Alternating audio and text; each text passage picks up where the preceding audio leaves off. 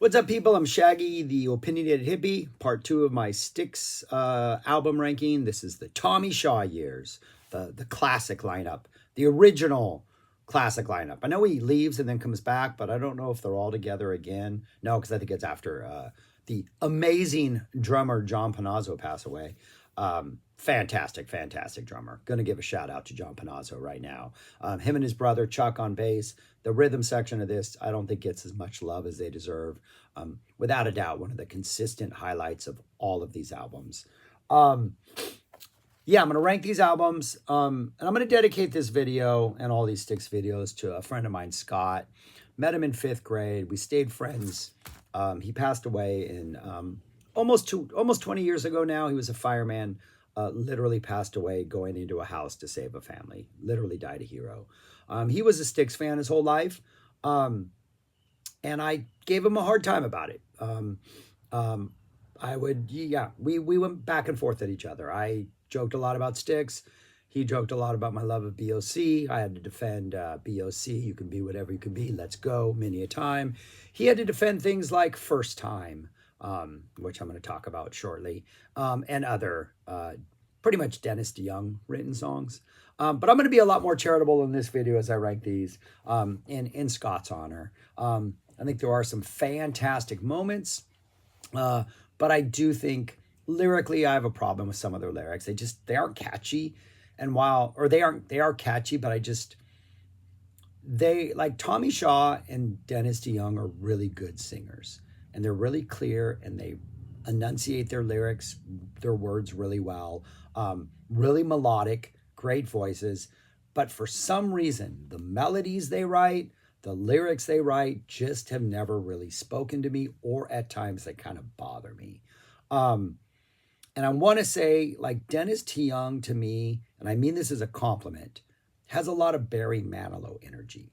I like Barry Manilow. I still rock Manilow live to this day. That album with him on the cover, the Blue Album with him doing this, that is one of the greatest pop albums of all time.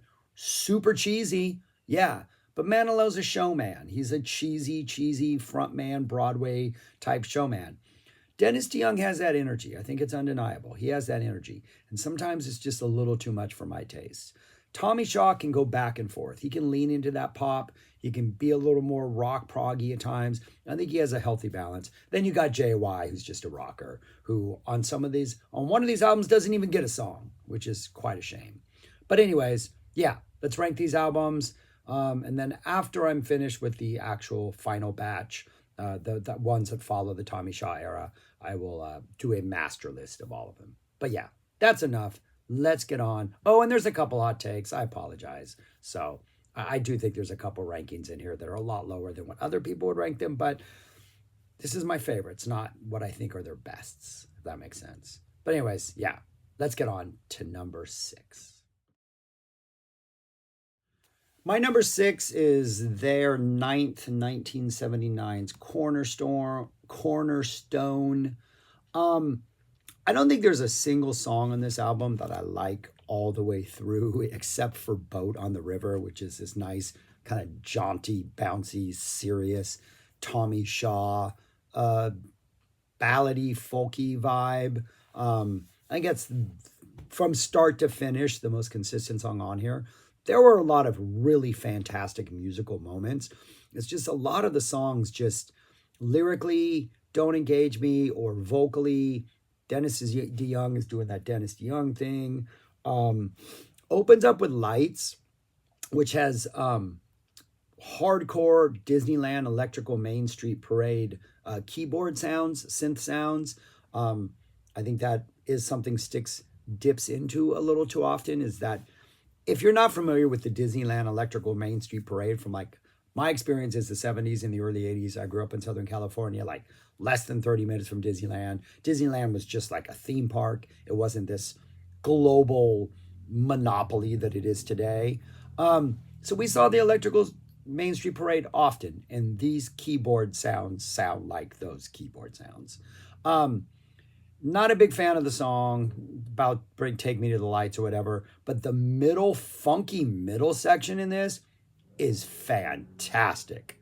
Like, just to get to the middle section of this, it's good.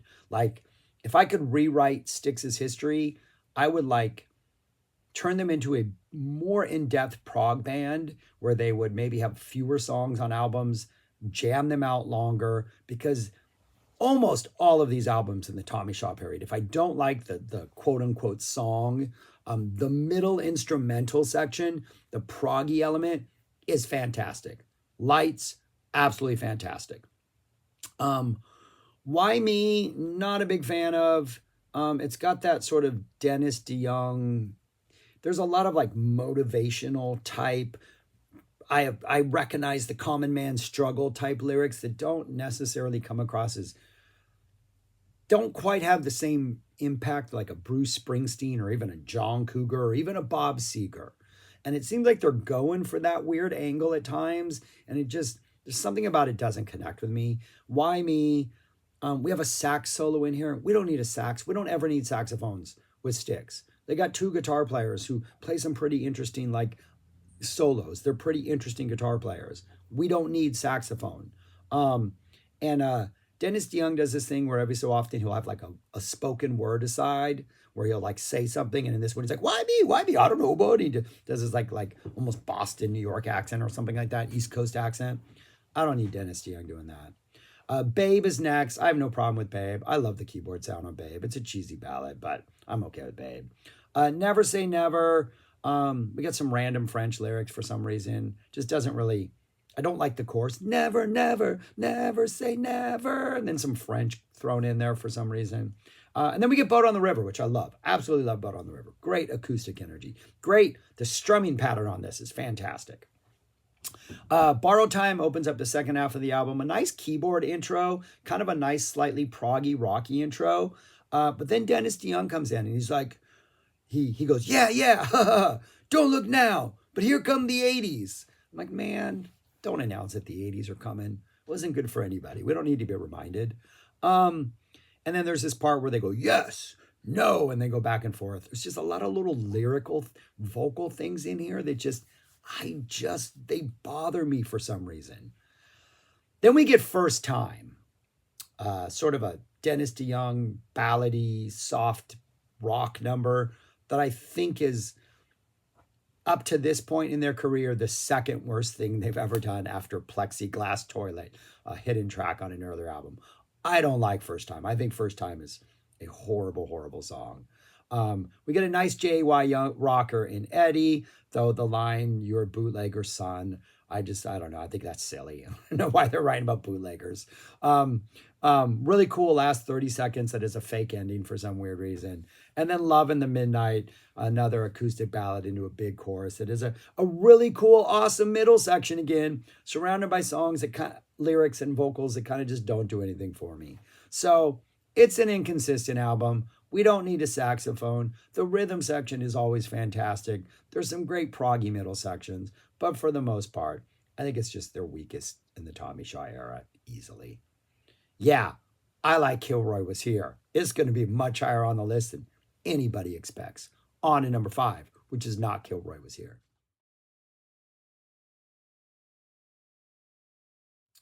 My number 5 is their 6th, Crystal Ball. Tommy Shaw's first one came out in 76. I've been accused of being too woke in comments previously, and I really don't have an issue with that. So I'm going to be too woke again. So rock and roll means well, but it can't help telling young boys lies, as Mike Cooley of the Drive-By Truckers once said. And I've always really been somewhat creeped out by grown adult men singing sexualized songs to minors, even if they are in their teens. And there's a song on here called Jennifer, in which Dennis DeYoung, who's about 29 years old at the time, Jennifer is 17, barely old enough to cry, apparently. I don't know what that means.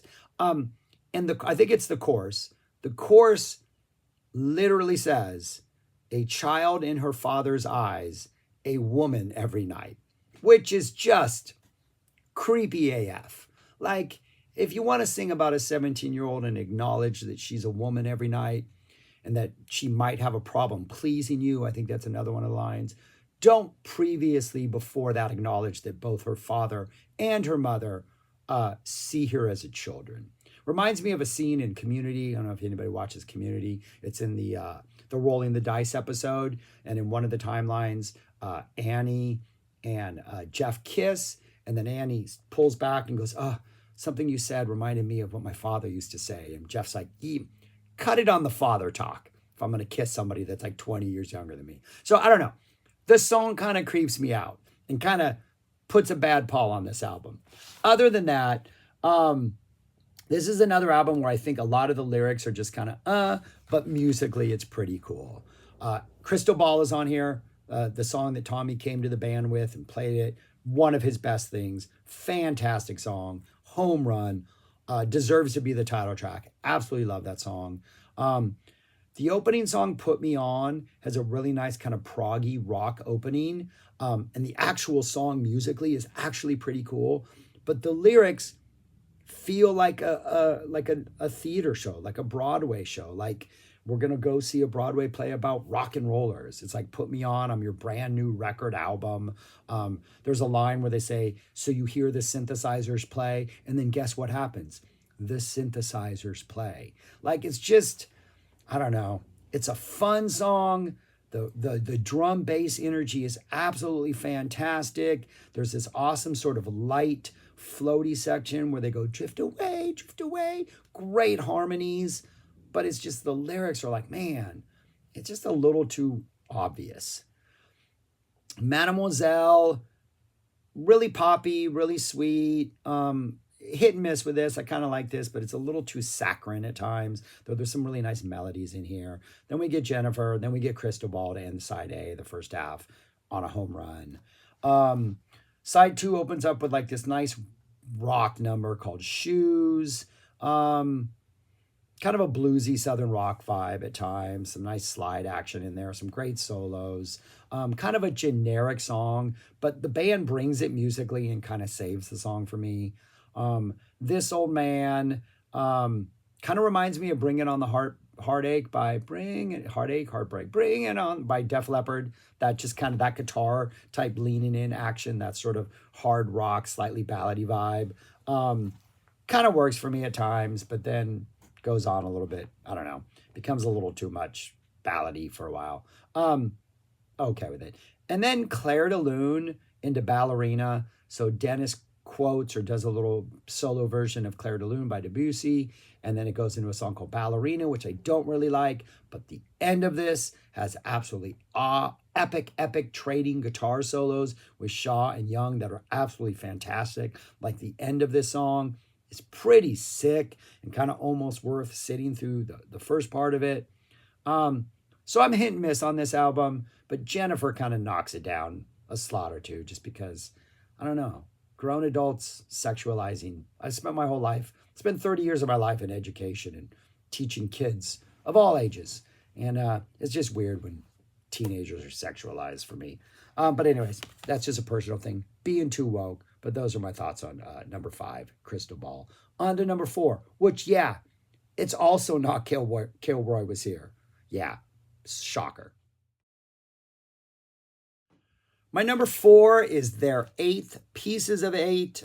Came out in 1978. A lot of 8s going on here. And if you take away the 2 instrumentals, there are 8 songs on this album. The second half of this album, side B, is fantastic from start to finish. A home run, grand slam home run. Blue Collar Man, fantastic Tommy Shaw rocker. Queen of Spades, awesome ballad, kind of do-do-do-do, like, you know, arpeggiated guitar opening into like a big rock riff about 2 minutes into it. Awesome energy, awesome jam, kind of a big rock proggy vibe. Renegade, super fun, awesome guitar playing. Just kind of a silly little set piece, but rock super hard. Pieces of 8, nice little proggy middle led by piano, probably the weakest track on here, but still a pretty good track. And then this nice little Aku Aku instrumental, you know, channeling the spirits of those Eastern Island gods. The only problem I don't like about Aku Aku is in the middle of it, somebody goes, Aku, Aku, which I think is Tommy Shaw because he wrote it. Excellent, really strong side of music. I don't like the first side of music on this album. I don't like side A. And it's a lot of little things which derail it. The first song is this like really kind of hard rock percussion, like opening vibe that's kind of cool. But then Dennis DeYoung comes out and does this like, in this side, weighing this number, the Great White Hope does this like audience boxer, like a ringmaster type thing. You get audience noise piped in there. And it's a JY rocker with like this cheesy keyboard solo. Love the drums and the bass on here, but just, I don't know, there's something about it that just undercuts the awesomeness of it. And a lot of it is kind of DeYoung's just energy.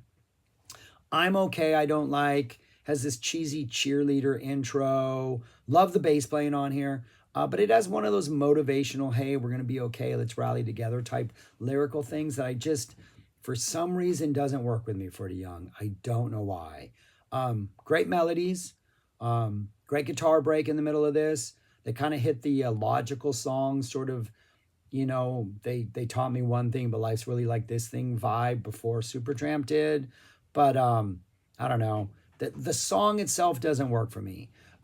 There's almost an Andy light, Frank Zappa's Andy, that interesting drum beat in the middle that's not as complicated as that, but it's kind of evoking that feel that's pretty cool.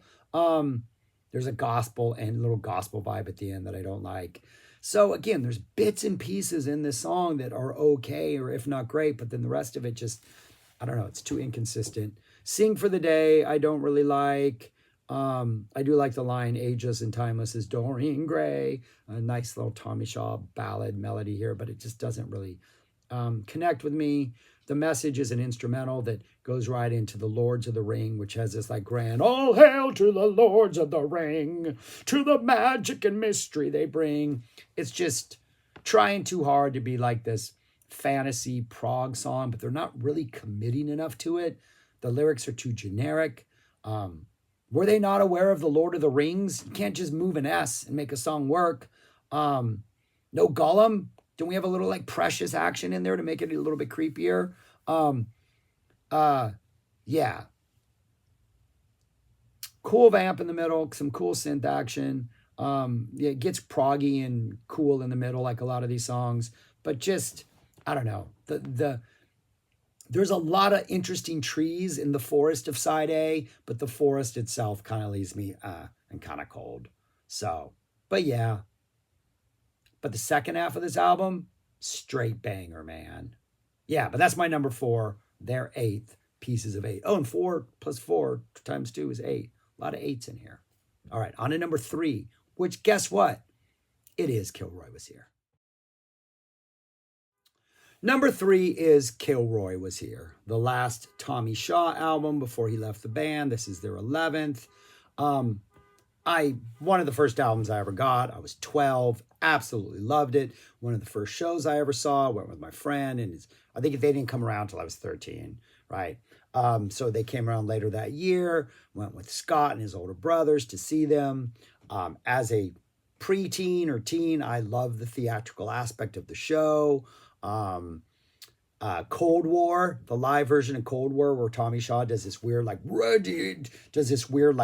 rant spoken thing and does this long epic solo. Fantastic. One of the greatest live things I've ever seen. But this was the last Styx album I ever bought. They broke up and I never bought another Styx album again, though I did try to seek out and listen to all of them as the years went by. And they have them all at my local library, which is still crazy. All the more recent ones, as I discovered very recently. I don't think it's as bad as an album it's generally cracked up to be. Mr. Roboto, totally silly song, kind of fun. Cold War, I love Cold War. Cold War, running in the streets. Tommy Shaw kills it on this album. Cold War, fantastic rocker. Just Get Through This Night. Awesome sort of weird, creepy, like Japanese, almost like energy to like creep up like you're in like a Buddhist temple or something like that. There's a really nice vibe. The song itself is kind of cheesy, but I really like the energy of the song. I really like the slow build. Haven't We Been Here Before, which he duets with DeYoung. I love the melodies in this. I love the hooks in the chorus. I love everything about it. 3 songs from Tommy Shaw. I think they're all home runs. So Mr. Roboto, Cold War, Don't Let It In, the Dennis DeYoung ballad, High Time, another DeYoung song, which I don't really like. Heavy Metal Poisoning, a completely silly, ridiculous, over-the-top JY rocker that is cheesy AF, but I enjoy it. Just Get Through This Night, Double Life, which kind of hit and miss with that, another JY song. Haven't We Been Here Before, which I think is just beautiful. And then Don't Let It In Reprise, which is kind of cheesy and kind of corny, but it's kind of fun. DeYoung's throwing some like Elvis action in there that I don't need. I clearly remember him coming to the front of the stage during the song and doing like a pelvis dance that I just thought was I didn't vibe with at the time, and obviously it's lingered with me all these decades. I don't think this is that bad of an album. Um, I I have it on vinyl still. I just remember spending many nights listening to this when I was like 12, before we went to see them on tour. Absolutely loved it. John Panazzo, still fantastic. But yeah, it's cheesy, it's 80s, it's synthy, but I don't think it's as bad as the reputation it has. But that's my number three, my personal favorite. Would I recommend somebody check this out as one of their first Styx albums? No. No. But I really like this album. Yeah, my number three, Mr. Roboto. No, Kilroy was here. Yeah. My number two is their seventh, 1977's The Grand Illusion. If somebody came to me and said, hey, what Styx album should I listen to? I'm only going to listen to one to get an idea of who they are. I would recommend this album. This is, if objectively exists in music, this is objectively their best album. Really, there's really only one song that in any way rubs me the wrong way, and that's Superstars. Just kind of super cheesy. Also, a little bit. Tommy Shaw writes about being in the place of like other people, like, a movie star or things. But then there's a line about how I hear your voice from like the 14th row and I've been you before. There's this weird little, now I'm rich and famous, but I connect with the common man type thing that doesn't sit well with me. And I really don't like the superstars. And Dennis has this weird spoken word rap thing that I just am not a big fan of. Musically, it has its moments. But Superstars is really the only song on here that I kind of like. Rest of this stuff is ridiculous. Grand Illusion, awesome kind of light prog opening rock track. The middle guitar section has this like Frank Zappa, Andy, kind of a weird, funky little rhythm section over which they solo. Absolutely love it. Dennis is a little too Dennis-y in this. That whole like kind of preaching, doing theatrical stuff. But I don't know, it kind of works for this song. Tommy Shaw's Fooling Yourself, absolutely awesome, sort of great kind of proggy, acoustic, heavy song. Again, those like feeling like fooling your, like lift me up type lyrics, but I don't know, it works for this. And then Come Sail Away, side A, Grand Illusion, great opener, Fooling Yourself, Superstars, Come Sail Away. Come Sail Away, that is the apex of I think everything Styx has ever done. Not my favorite song, but I think it is the best thing they've ever done. It captures the Dennis DeYoung balladry, lyrically and musically better than maybe any other. It has a cool little proggy middle section. It's got a great rocking ending with like an anthemic sort of hook. It's got a little guitar solo as we fade out. Like, it's their perfect song. Do I ever need to hear Come Sail Away again? No. Is there a reason why both South Park and Community made it a running joke over the years? Yeah, because it's one of those songs that once you hear it, you just don't get it out of your head. It's kind of perfect. Yeah, they did it with this song. As cheesy as it is, they nailed it. Side 2 might be even better. Miss America, a JY rocker that opens up with this awesome like synthy sort of intro. How long does that go? That goes for like just under a minute. That's just absolutely beautiful and lovely and really cool, and kind of doesn't prepare you for the drop that is the awesome riff of Miss America. Just great, really nice tight guitar riff.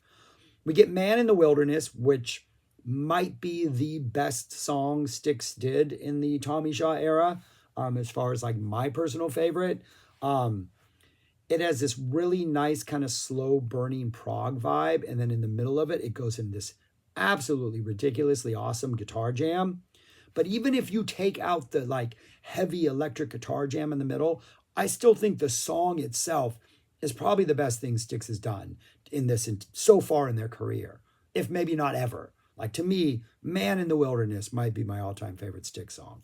Absolutely fantastic. Sean nails it on this song. Castle Walls, Dennis DeYoung coming back with his little proggy action. Nice middle section here with like a build up and this weird drop and then guitar energy. Nice little moody kind of fantasy-ish piece. I mean, we're singing about castle walls. Like you get a sense that we're approaching a castle and there's like fog around and it's sitting in like just kind of nestled in some eerie woods with like a swamp maybe or a creek. It's a good vibe. It's a good vibe. And then we close with the grand finale, which seems to be a mashup of Superstars, The Grand Illusion, and Come Sail Away in like 2 minutes. It's kind of very much as if this were a concept album and this is the closing number. It just kind of works. But yeah, I would say this is easily their best album. It's not my favorite. Wasn't the first one I ever heard and that I just never stopped loving. But yeah, I think this is I think they were hitting on all cylinders here as far as like Styx goes. Pomp rock at its finest. And Come Sail Away, they achieved their version of perfection on that song. My number 2, The Grand Illusion.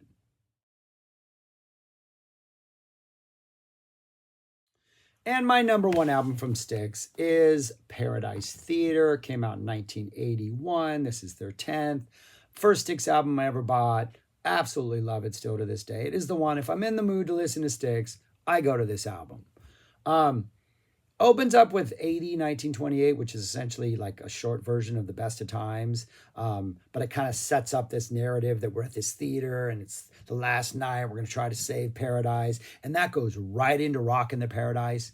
I love that guitar riff for Rockin' the Paradise. The da-na-na-na-na-na-na. The piano comes in with it. Just, it is Dennis DeYoung's frontman, showman, let's put on a show, like cheesiness vibe at its absolute best. I think it's a fun opening. It's fun energy. Absolutely love the opening on this album. That goes into Too Much Time on My Hands, which is Tommy Shaw at his best. Great synth pop. That opening synth line is great. The lyrics are fun. Solo is fantastic. Shaw doing well. Nothing Ever Goes as Planned. Kind of a really fun Dennis DeYoung song. It's got some like weird kind of Wah Island energy at some point. Really kind of funky grooves. Dennis is having a good time. Some cool lyrics. Yeah, good song. Just all around good energy. Best of Times closes out side A. Dennis ballad, whatever. You're gonna get them, but not bad. Side 2 messes things up by throwing a whole bunch of horns and saxophones in there. If there's a complaint I have about this album, it's like, get rid of the horns. We don't need it. Span has 2 very capable guitar players. Opens up with Dennis DeYoung's Lonely People. We get like atmospheric noise to open up before the song drops, but I kind of like the song. Tommy Shaw's She Cares, which is this awesome, breezy kind of pop song that just has this really nice flowing energy to it that just, I don't know, works really well. Snowblind, a JY song that he wrote with DeYoung about cocaine. Now I'm snowblind.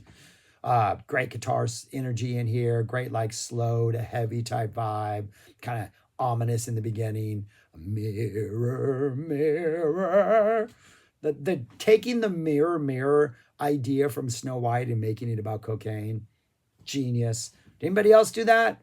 Did they? I'm asking. I'm sure somebody else did, but I love I love it. Halfpenny, Twopenny, another JY song with great rock energy, great JY performance. Has this long ending that kind of devolves into the closing 80, 1958, like the wrapping up with that Best of Times theme. This like nice epic, like one song bleeding into another song, almost like a movie or a theatrical play. There's something very theatrical about this album, but because it's called Paradise Theater, like those recurring themes of the recurring theme of Best of Times, the recurring theme of the word paradise, like unites this album in a way that I think really, really, really works. And I think it's a good listen from start to finish. Like I really, really enjoy this album. And then it closes out with a short instrumental called State Street Sadie, which is like this kind of 1920s piano type vibe. I think it's a fantastic album. I think the energy is good. The songs are tight and well written. The production is good. It's poppy. It's a rock pop album. The progginess is not there as much as it is on other albums, but I don't know. And it's theatrical, but I think it works. I think this is a fun listen. It's them at their most fun best. My number one, Paradise Theater. And that is what the list looks like in typewritten form. Yeah. I think every single list I checked out prior to this, Grand Illusion was number one, but I was like, I understand that. I think it is their best album, but in my heart, I listen to Paradise Theater more often. And Pieces of Eight, man, that second half is a killer, but that first half I really struggle with. But yeah, that's what the list looks like. Pretty good run of albums. Like, I think if you're a Styx fan, this is a pretty good, there's a lot to really love here from these Tommy Shaw years. I have to admit, I started to revisit the albums after this. That I know I've listened to each one maybe once or twice. Man, the sound on the next album is so horribly dated. It's going to be a slog getting through those, but I'm gonna put on a brave face and be as positive as I can about the second half of their career. And I know there's a couple in there that have gotten some rave reviews from Styx fans, so I'm looking forward to revisiting those and see, especially the more recent one, see what I think about it now. But anyways, that's in like another week. But that's all I got. Thanks for watching. Subscribe, like, share, comment. Let me know your thoughts on these albums, what I messed up on, why I'm wrong, why I'm an idiot, or why you agree with me, or whatever. I don't really care. You know how comments work. Peace. Thanks for listening, watching. Go listen to Paradise Theater. It's an underrated album. It's really good. That's all I got. Peace. Talk to you later.